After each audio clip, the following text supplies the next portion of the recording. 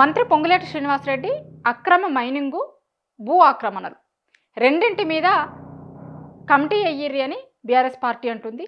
ప్రభుత్వం లేదు సభా సంఘం వేసుడు కాదు, హౌస్ కమిటీ వేసుడు కాదు, మేము వేరే ఎంక్వైరీ చేస్తామని వేరే ఎంక్వైరీ చేసింది. అయితే బీఆర్ఎస్ దీని మీద ఎట్టి పరిస్థితుల్లో వెనక్కి తగ్గేది లేదు. ఖచ్చితంగా మంత్రిని బర్తరఫ్ చేసేంత వరకు మా పోరాటం కొనసాగుతుంది అని బీఆర్ఎస్ వాళ్ళు అంటున్నారు. అసలు ఏం జరిగింది, దేని గురించి ఇదంతా ఇష్యూ, అన్నింటి గురించి మాట్లాడదాం. దానికంటే ముందు ఛానల్ని చూస్తున్నటువంటి ప్రతి ఒక్కరు కూడా ఛానల్ని సబ్స్క్రైబ్ చేసుకోర్రి. చాలామంది వీడియోలను చూస్తున్నారు కానీ ఛానల్ని సబ్స్క్రైబ్ చేసుకుంటలేరు. ఛానల్ని సబ్స్క్రైబ్ చేసుకోర్రి. ఇక రాఘవ కన్స్ట్రక్షన్స్ దీని మీద 2 రోజులు అసెంబ్లీ మొత్తం అట్టుడికింది. ఒకరినక ఒకరు ముఖ్యమంత్రి గారి దగ్గర నుంచి మొదలు పెడితే మంత్రులు అందరూ దీని మీద ఒకరినక ఒకరు అంటే దాన్ని కప్పిపుచ్చుకునేటువంటి ప్రయత్నం చేసిరు. కానీ అర్థమైపోయింది వీళ్ళు కప్పిపుచ్చుకునే ప్రయత్నం చేస్తున్నారు అనేది అర్థమైంది. లాస్ట్కి ఏడుకొచ్చిందంటే ఎవరైతే ఆరోపణలు ఎదుర్కొంటున్నారో ఆ మంత్రి గారు 2 రోజుల నుంచి లేరు, సభలో లేరు. ఏడుకు వెండు కేరళలో ఎన్నికల ప్రచారం అని వేయరు. ఇప్పుడు 5 రాష్ట్రాల ఎన్నికలు జరుగుతున్నాయి చూసిరా, అందులో కేరళలో ఎన్నికల ప్రచారం కోసమని పోయిరు. ఒక దిక్కు ఆయన మీద ఆరోపణలు నడుస్తున్నప్పుడు, ఆయన మీద మొత్తం సభంతా నడుస్తున్నప్పుడు, నిన్న మొత్తం సభంతా దాని మీదనే జరిగినప్పుడు ఆయన మాత్రం కేరళకు పోయిరు. ఎందుకు? ఇది చాలా రోజుల నుంచి నడుస్తుంది, సభల పట్టుబడుతుంది బీఆర్ఎస్ పార్టీ దాని మీద ఖచ్చితంగా మాట్లాడాల్సిందే అని. అయితే నిన్న మొత్తం సభలోనే ఉండకుండా పోయిరు. అయితే సీఎం గారు చెప్పినటువంటి మాటలు ఇంకా చిత్రంగా ఉన్నాయి. అసలు రాఘవ కన్స్ట్రక్షన్కి పొంగులేటి శ్రీనివాసరెడ్డి గారికి సంబంధమే లేదట. దూర బంధువులు ఎవరో దాంట్లో డైరెక్టర్లుగా ఉంటే దానికి మంత్రి గారికి ఏం సంబంధం అంటారు. దూరపు బంధువులు ఎవరో తెలుసా? మంత్రి గారి భార్య, మంత్రి గారి కొడుకులు, మంత్రి గారి భార్య, మంత్రి గారి కొడుకు, అట్లనే మంత్రి గారి అన్నో తమ్ముడు ఓ బ్రదర్ ఉన్నాడు, వాళ్ళ భార్య అని ఇంకొకరు అని అంటున్నారు. అట్లా వాళ్ళ కుటుంబ సభ్యులు దూరపు బంధువులు అవుతారట. ఇట్లా చెప్తే కనీసం జనం ఏమనుకుంటారు? అసలు ఇంట్లో వాళ్ళు కుటుంబ సభ్యులు దూరపు బంధువులు ఎట్లయితారు? కానీ మన సీఎం గారు చెప్తున్నారు, మనం వినాలి, మనం నమ్మాలి. ఇప్పుడు గతంలో ఎట్లుంటుండే అంటే సభలో ఏదన్నా చిన్న విషయం మాట్లాడినా సరే దాన్ని రికార్డుల నుంచి తొలగించుర్రి, అబద్ధాలు ఎట్లా మాట్లాడతారు సభలో అని ప్రతిపక్షాలు పట్టుబడుతుండే. అధికార పార్టీ కూడా మాట్లాడడానికి, ఏదన్నా ఇష్యూ మీద మాట్లాడడానికి అట్లా 1కి 2 సార్లు ఆలోచించి మాట్లాడుతుండే. కానీ నిన్న మొత్తం ఆ రాఘవ కన్స్ట్రక్షన్ మీద, మైనింగ్ మీద జరుగుతున్నటువంటి డిస్కషన్స్లో ఇక ఎన్ని మాట్లాడాలో అన్ని మాట్లాడిరు. అవి అబద్ధాలు అని మాట్లాడుతున్న వాళ్ళకి తెలుసు, చూస్తున్న జనాలకి తెలుసు. అయినా సరే సభలో కూడా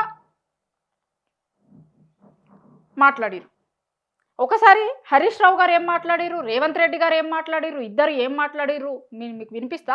దాని తర్వాత బీఆర్ఎస్ ఏం అడుగుతుంది, కాంగ్రెస్ ప్రభుత్వం దేన్ని వేసింది, రెండింటి గురించి కూడా మాట్లాడదాం. ఒక్కసారి ఇది ఆ మైనింగ్కి సంబంధించిన ఇష్యూ మీద హరీష్ రావు గారు మాట్లాడింది.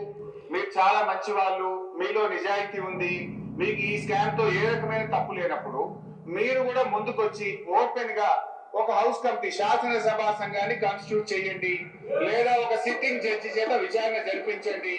If you are not guilty come forward, why are you going back?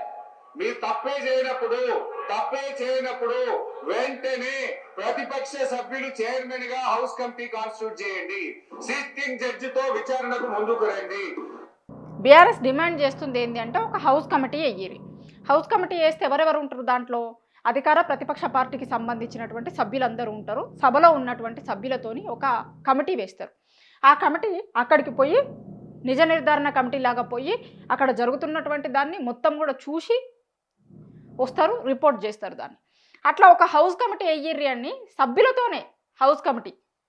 ఇప్పుడు సభ జరుగుతుంది, సభలో డిస్కషన్ జరుగుతుంది, సభ్యులతోనే ఒక హౌస్ కమిటీ అయ్యిర్రి అంటే వెయ్యలే రేవంత్ రెడ్డి గారు. ఏమేసిర్రో చూపిస్తా, దాని తర్వాత మళ్ళీ చెప్తా. ఇది రేవంత్ రెడ్డి గారు మాట్లాడిన మాటలు. ఏదైతే ఈ రోజు రాఘవ కన్స్ట్రక్షన్ సంబంధించిన వీటన్నిటి మీద రాష్ట్ర ప్రభుత్వం తరఫున సిబిసిఐడి విచారణకు నేను ఆదేశిస్తున్న అధ్యక్ష, అందరి నిగ్గు తేలుస్తా. సిబిసిఐడి విచారణ. సిబిసిఐడి విచారణ ఎవరి దగ్గర ఉంటుందంటే రాష్ట్ర హోంశాఖకి సంబంధించిన దాని మీద పోలీస్ శాఖ దగ్గర ఉంటుంది. మనకు హోంమంత్రి ఎవరు? రేవంత్ రెడ్డి గారు. మళ్ళీ ఎవరి దగ్గరకు వస్తుంది అది? ఇప్పుడు ఒక శాఖకి సంబంధించిన వాళ్ళు చేసేది అదే ప్రభుత్వంలో ఉన్నటువంటి మంత్రి మీద ఇక ఎట్లాంటి విచారణ చేస్తారు అనేది అర్థమైపోతుంది. సిబిసిఐడి అనేది ఏదో మీరు హౌస్ కమిటీ అడిగిర్రు, కానీ నేను అంతకంటే పెద్దది వేస్తున్నా సిబిసిఐడి అన్న లెక్క చెప్పిరు. కానీ ఆ సిబిసిఐడి ఎవరి దగ్గర ఉంటుంది? ఆ హోంశాఖ ఆధ్వర్యంలో ఉంటుంది. అంటే ఆయన కింద ఉంటుంది, ఆయన కింద తెచ్చుకున్నారు. ఆయన కింద ఎందుకు తెచ్చుకున్నారు ఏంటిది అనేది, ఎందుకు దీంట్లో విచారణ సరిగా జరగదు దానివల్ల అనేది బీఆర్ఎస్ ఎందుకంటుంది అంటే, విచారణ జరగడానికంటే ముందే పొంగులేటి గారితో అసలు ఏం తప్పులేదన్న లెక్క సీఎం గారే మాట్లాడిరు. అసలు ఎవరో దూర బంధువులు చేస్తే మా మంత్రి గారికి ఏం సంబంధం అండి అంటాడు. దూర బంధువులు ఎవరు అంటే ఆయన భార్య, ఆయన కొడుకు, వాళ్ళు చాలా దూర బంధువులు. పొంగులేటి శ్రీనివాస్ రెడ్డి, పొంగులేటి కుటుంబ సభ్యులు ఎవరికో బంధువులకు వ్యాపారం ఉంటే పొంగులేటి శ్రీనివాస్ రెడ్డికి ఏం సంబంధం అధ్యక్ష? ఈ రోజు వారి బంధువులకు దూర బంధువులకు వ్యాపారం ఉందని చెప్పి శ్రీనివాస్ రెడ్డి గారికి ముడిపెట్టి శ్రీనివాస్ రెడ్డి గారిని బెదిరించి లొంగ తీసుకోవాలని ఏదైతే ప్రయత్నం చేస్తుందో ఇది దిక్కుమాలిన చర్య. దీంట్లో రెండు విషయాలు ఖచ్చితంగా మాట్లాడుకోవాలి. వాళ్ళ దూరపు బంధువులట, దూరపు బంధువులకు ఎవరికో బిజినెస్లు ఉంటే ఆయనకేం సంబంధం అధ్యక్ష అన్నారు. ఆ దూరపు బంధువులు ఎవరు అది చెప్పలే. మళ్ళా ఆ రాఘవ కన్స్ట్రక్షన్స్లో డైరెక్టర్లుగా ఉన్నది ఎవరు అది చెప్పలే. దూరపు బంధువులు అన్నారు కదా, ఏ దూరపు బంధువులు? ఏ వేలు విడిచిన మేనమామ, లేకపోతే మామ, కజిన్స్, వీళ్ళు వాళ్ళు దూరపు బంధువులు అంటే ఎవరైతారు? వాళ్ళు అవుతారు కదా. సొంత భార్య, సొంత కొడుకట దూరపు బంధువులు అవుతారట. ఏ లెక్కనైతారో మరి చూస్తున్న వాళ్ళు మీరన్న చెప్పుర్రి. దూరపు బంధువులు ఎట్లయితారు వాళ్ళు? అట్లనే ఇంకొకటి ఏమంటారంటే రేవంత్ రెడ్డి గారు వీళ్ళని శ్రీనివాస్ రెడ్డి గారిని బెదిరించి లొంగ తీసుకోవాలని ఏదైతే ప్రయత్నం చేస్తుందో ఇది దిక్కుమాలిన.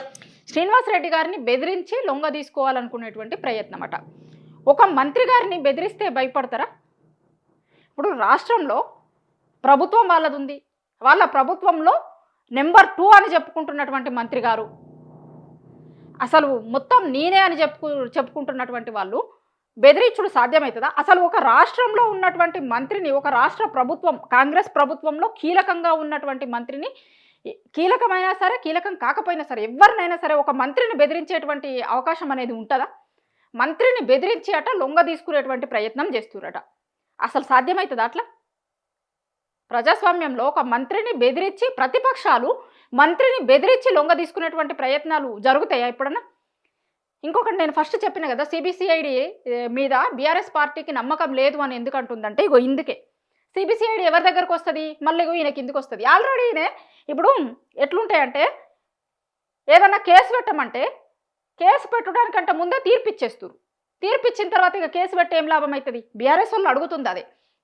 ఇప్పుడు మేము పలానా దాంట్లో అవినీతి జరిగింది, ఎంక్వైరీ చెయ్యిర్రి అని అంటున్నాం. మేము ఎంక్వైరీ చేయడానికంటే ముందే వాళ్ళు నిందితులు కాదు, అసలు ఏమీ కాదు అని మీరే తీర్పులు ఇస్తారు. తీర్పులు ఇచ్చినప్పుడు ఇక మీ కింద ఉండేటువంటి డిపార్ట్మెంట్లో న్యాయం ఎట్లా జరుగుతుంది? బీఆర్ఎస్ అడిగేది మంచిగా క్లారిటీగా అడుగుతుంది.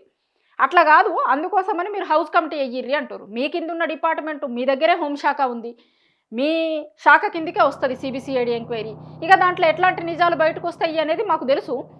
అట్లా కాదనుకుంటే హౌస్ కమిటీ చేసే ఉద్దేశం లేకపోతే కనుక ఎవరన్నా ఇండిపెండెంట్ సిట్టింగ్ జడ్జితో ఎవరితోనన్నా విచారణ చేయించండి అని అడుగుతున్నారు వాళ్ళు. దీని మీద నమ్మకం లేదు అని ఎందుకు అంటున్నారు అంటే, మొత్తం నిన్న సభలో తీర్పు ఇచ్చేసిర్రు, సిబిసిఐడి ఎంక్వైరీ చేస్తాము అన్నారు. కానీ ఎంక్వైరీ కంటే ముందు అసలు మంత్రి గారికి ఏం సంబంధం అన్నారు, దూర బంధువులు అన్నారు, అన్నీ మీరే చెప్పేసిర్రు. చెప్పిన తర్వాత ఇక నమ్మకం ఏడుంటుంది? ప్రతిపక్ష పార్టీకైనా ప్రజలకైనా సరే నమ్మకం ఎక్కడి నుంచి వస్తుంది? కరెక్ట్గా జరుగుతుంది దీని మీద ఎంక్వైరీ అనేది. కానీ బీఆర్ఎస్ అయితే దీన్ని విడిచిపెట్టేటట్టు కనిపిస్తలేదు. ఆ మైనింగ్ జరిగిన ప్లేస్ దగ్గరికి కూడా పోయినట్టున్నారు. దాని తర్వాత ఇలా గవర్నర్ని కలిసి విజ్ఞప్తి చేసిర్రు. దాని తర్వాత ఎల్లడితో అసెంబ్లీ అయిపోతుంది. ఎల్లడితో అసెంబ్లీ అయిపోతే రేపటి నుంచి దీని మీద ఏం చేయాలి ఏంటిది, ఇంకా ఇది ఒక్కటే కాదు, ఇంకా చాలా చోట్లలో కూడా జరుగుతున్నటువంటి భూ ఆక్రమణల మీద కావచ్చు, లేకపోతే అక్రమ మైనింగ్ మీద కావచ్చు, ఎవరైనా సరే మా దృష్టికి ఏదన్నా విషయం తీసుకురావాలనుకుంటే ఎప్పుడైనా సరే మా దృష్టికి తీసుకొని రండి. అన్నింటి మీద మేము ఫైట్ చేస్తాం. దీని మీద బీఆర్ఎస్ పార్టీ ఇడిచిపెట్టేందుకు సిద్ధంగా లేదు, ఖచ్చితంగా ఫైట్ చేసేందుకే సిద్ధమవుతున్నాం. మేము అందరినీ కలిపి ఇంకా ఏమైనా వేరేటోళ్ళ దగ్గర నుంచి ఇంకా కంప్లైంట్స్ వస్తే అవి కూడా తీసుకొని ప్రతి దగ్గరికి పోతాం. ప్రతి దగ్గరికి పోయి అక్కడ మీడియాను కూడా ఎంటబెట్టుకొని పోయి జరుగుతున్నటువంటి విషయాలు మొత్తం మీ దగ్గరికి మీకు చూపించేటువంటి ప్రయత్నం చేస్తాం. ఎట్టి పరిస్థితుల్లో ఇడిచిపెట్టేది లేదు. దీన్ని మొత్తం ఖచ్చితంగా మంత్రిని బర్తరఫ్ చేయాల్సిందే. ఇన్ని ఆధారాలతోని ఇంత అక్రమంగా అక్కడ మైనింగ్ జరుగుతుంది అనేది కనిపిస్తున్నప్పుడు, కళ్ళకు కట్టినట్టు కనిపిస్తున్నప్పుడు కూడా ఇంకా ముఖ్యమంత్రి గారు ఆ మంత్రిని వెనకేసుకొని వచ్చేటువంటి ప్రయత్నం, లేకపోతే అసలు జరిగినటువంటి తప్పుని తప్పు జరగలేదు అని కప్పిపుచ్చేటువంటి ప్రయత్నం కరెక్ట్ కాదు అనేది బీఆర్ఎస్ పార్టీ వాదిస్తుంది. మరి చూడాలి దీంట్లో ఈ విషయంలో ఎక్కడి వరకు పోతుంది, ఏంది ఈ అక్రమ మైనింగ్ విషయంలో ఏ విషయాలు బయటికి రాబోతున్నాయి, ఏం జరగబోతుంది అనేది ముందు ముందు తెలుస్తుంది.